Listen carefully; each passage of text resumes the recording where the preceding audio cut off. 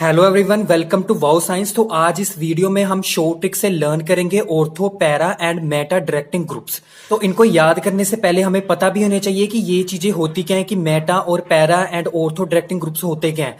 तो अगर हम बात करते हैं मेटा डायरेक्टिंग ग्रुप्स की, तो जो मेटा डायरेक्टिंग ग्रुप्स होते हैं वो क्या होते हैं, इलेक्ट्रॉन विदड्रॉइंग ग्रुप्स होते हैं। Electron withdrawing groups.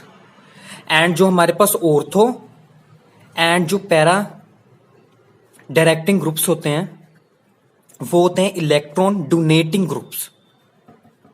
Electron donating groups. तो आपको विड्रॉइंग और डोनेटिंग में फर्क पता होगा। डोनेटिंग का मतलब होता है जैसे आप ब्लड डोनेट करते हो, ठीक है। तो ये ग्रुप्स क्या करेंगे, इलेक्ट्रॉन डोनेट करेंगे किसी एटम या ग्रुप को। ओके।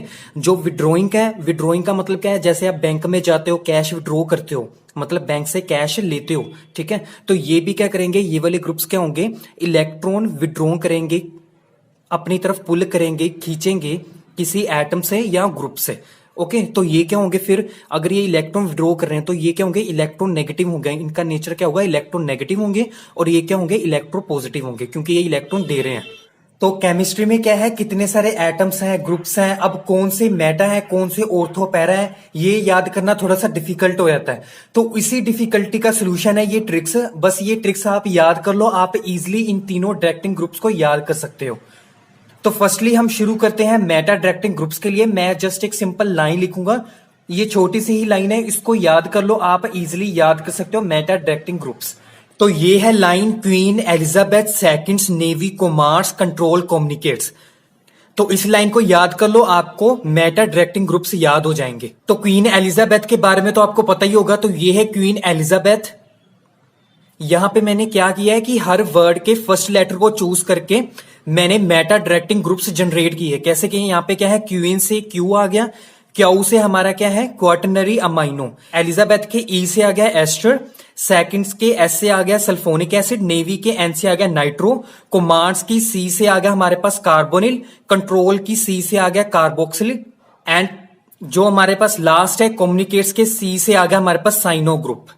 अब क्वाटरनरी अमाइनो होता है हमारा NR3 पॉजिटिव ग्रुप। ओके।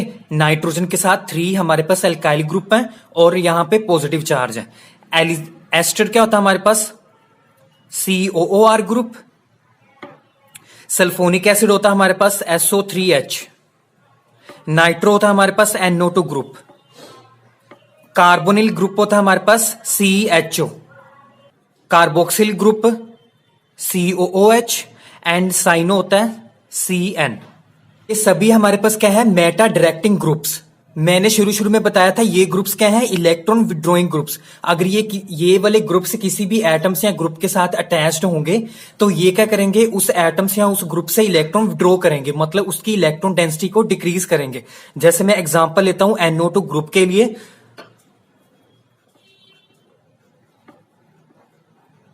ये हमारे पास क्या है, बेंजीन है। अब हम अटैच करेंगे हमारा nitro group, that is Meta directing group.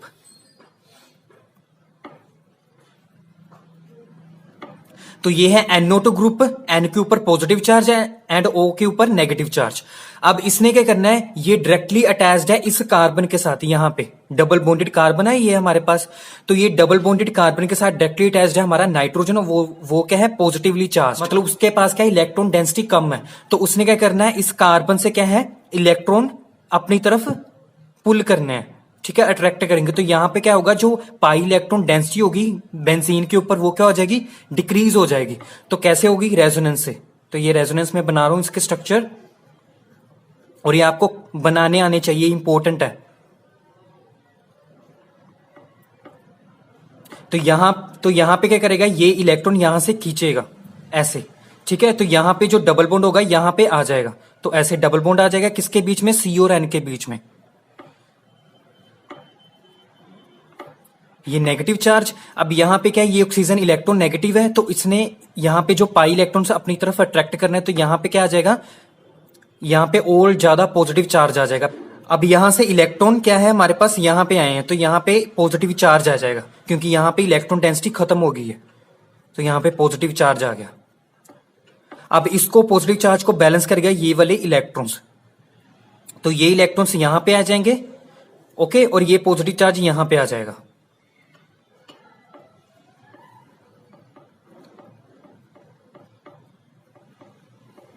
ये सिंगल नेगेटिव चार्ज है, ओके, और यहां पे अब आ जाएगा हमारे पास पॉजिटिव चार्ज। ये double bond as it is है।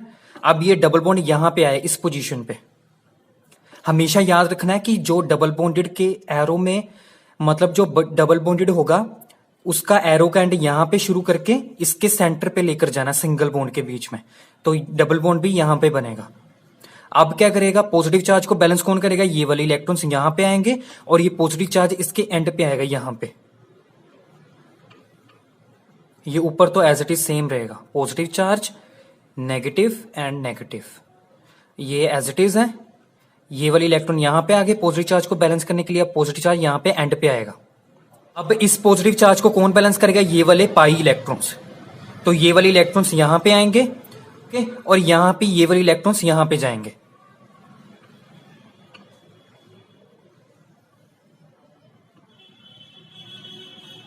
यहां पे आ जाएगा सिंगल बॉन्ड, यहां पे पॉजिटिव, यहां पे ओ नेगेटिव एंड यहां पे क्या आ जाएगा, डबल बॉन्ड ओ।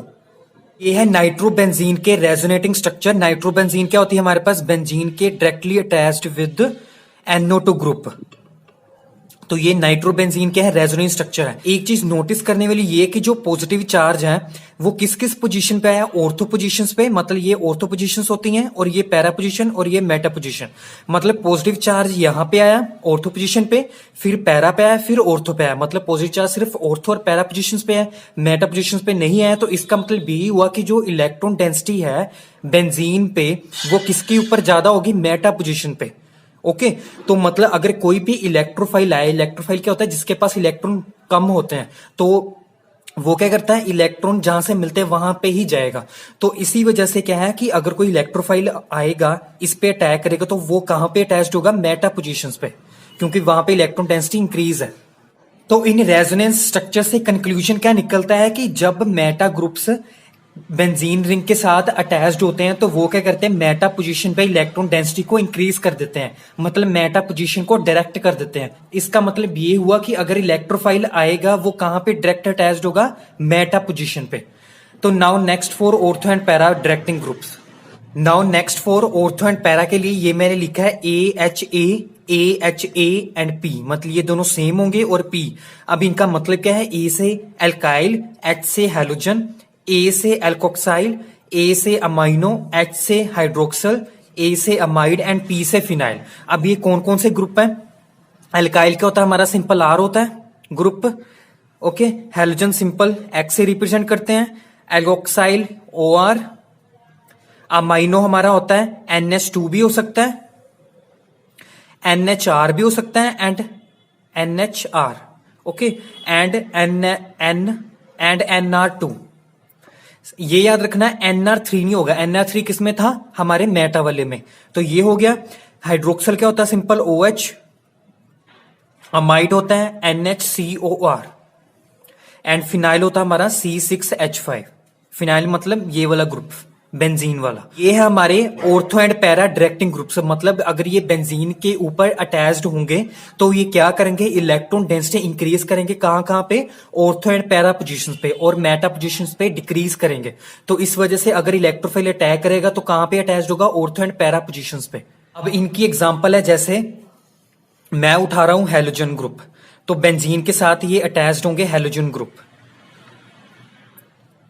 तो अब देखते हैं कि ये मेटा पोजीशन पे इंक्रीज करते हैं कि ऑर्थो एंड पैरा पोजीशंस पे।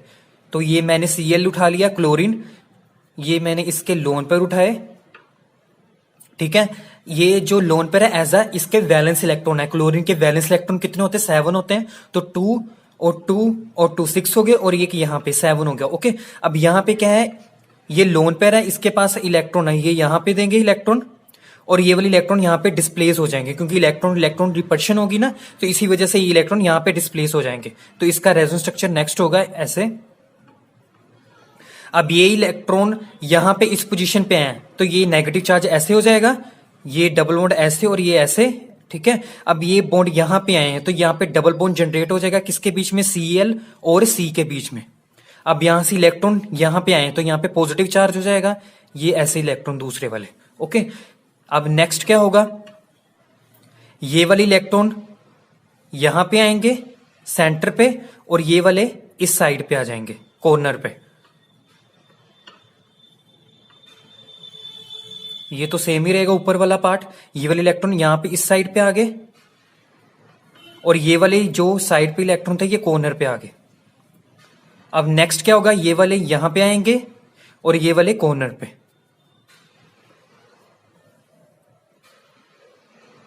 यहां पे पॉजिटिव, ये ऐसे। ओके, और ये वाले इलेक्ट्रॉन क्या है, यहां पे कॉर्नर पे आ गए और ये वाले इलेक्ट्रॉन यहां पे, और ये एज इट इज। अब यहां पे ये वाले इलेक्ट्रॉन यहां पे आएंगे सेंटर पे और ये क्या आएंगे, ऊपर आ जाएंगे।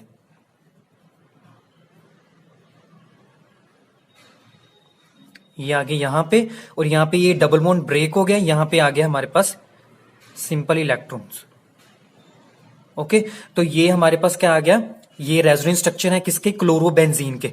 एक चीज नोटिस की होगी, यहाँ पे डबल बॉन्ड इस साइड पे था, एंड में क्या होगा, यहाँ पे इस साइड पे डबल बॉन्ड आ गया, मतलब इन्होंने अपने क्या है डबल बॉन्ड शिफ्ट कर लिए। तो अब यहाँ पे क्या है, नेगेटिव चार्ज कहाँ पे आया, ये वाली पोजीशन पे, ऑर्थो वाले पे, पैरा पे एंड ऑर्थो पे। नेगेटिव चार्ज कहां पे नहीं आया, मेटा पोजीशन पे।